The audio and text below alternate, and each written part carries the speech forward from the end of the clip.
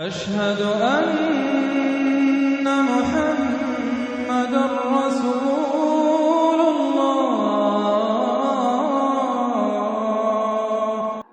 Anna luhumal ulama'i masmumatun. Sesungguhnya dagingnya para ulama itu beracun, kata beliau. Dagingnya para ulama itu beracun. Maksudnya apa Ustaz? Kok dagingnya beracun? Makanya para ulama itu mengatakan tanda husnul khotimah yang paling sering terjadi itu adalah ada pada diri seseorang yang selalu memuliakan ilmu dan ulama. Sebaliknya, orang yang suka mencibir ulama, orang yang suka membicarakan buruk ulama, orang yang suka mengolok-ngolok ulama, menfitnah, menjelek-jelekkan ulama, orang yang suka menghalang-halangi majelis ilmu, suka bubarin majelis ilmu, suka tidak seneng sama majelis ilmu, gangguin majelis ilmu, matinya biasanya su'ul khotimah. Ini yang bilang bukan saya, yang bilang para ulama melalui lisan-lisan mereka. Saya ambilkan satu redaksinya. Ada seorang ulama namanya Ibnu Asakir rahimahullahu taala. Ini ulamanya ulama, Ibnu Asakir. Di dalam perkataan beliau rahimahullah mengatakan begini. Redaksinya ini tajam sekali ini.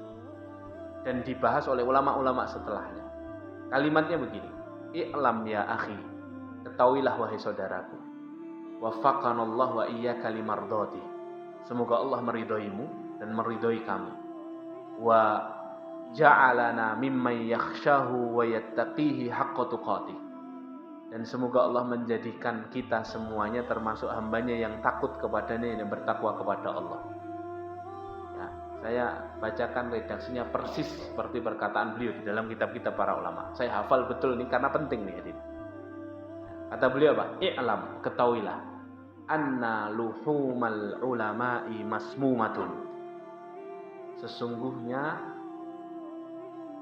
dagingnya para ulama itu beracun, kata beliau. Dagingnya para ulama itu beracun. Maksudnya apa Ustaz? Kok dagingnya beracun?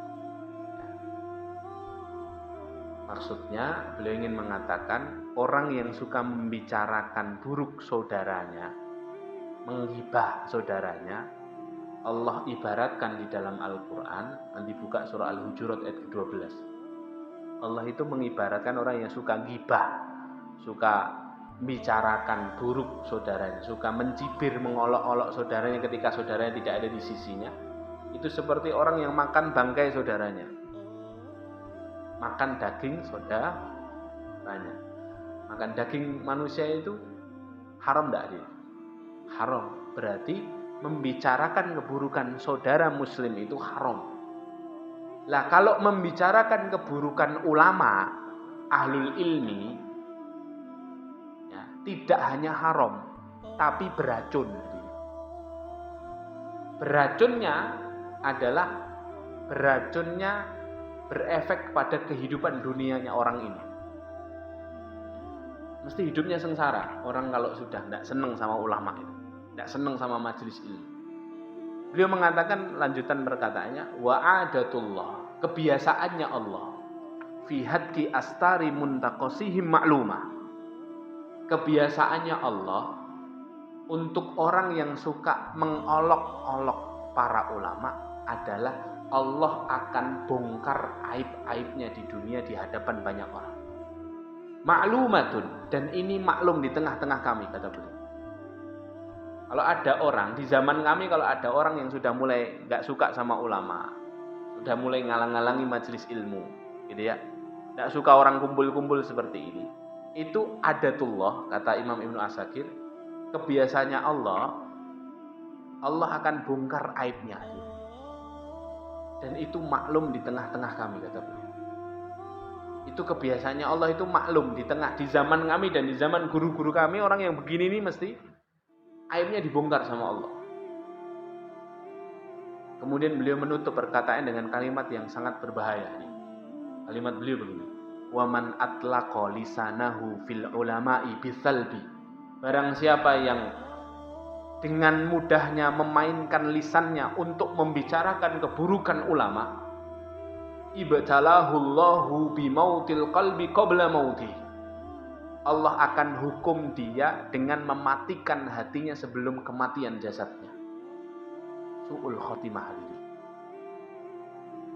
Dimatikan hatinya dulu, dibuat berpaling dari Allah dulu, baru setelah itu dimatikan. Su'ul khotimah. Jadi jangan sekali-kali kita nyinyir sama majelis ilmu. Tidak suka sama ahlul ilmu. Ta'zim hadirin.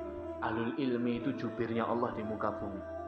Duta-dutanya Allah di muka bumi itu ya ahlul ilmi hadirin. Para ulama. Warasatul anbiya. Para pewarisnya para nabi. Yang melanjutkan risalahnya nabi itu para ulama. Guru-guru kita itu. Jangan macam-macam sama ulama. Ya. Sudah banyak ceritanya kan. Ya.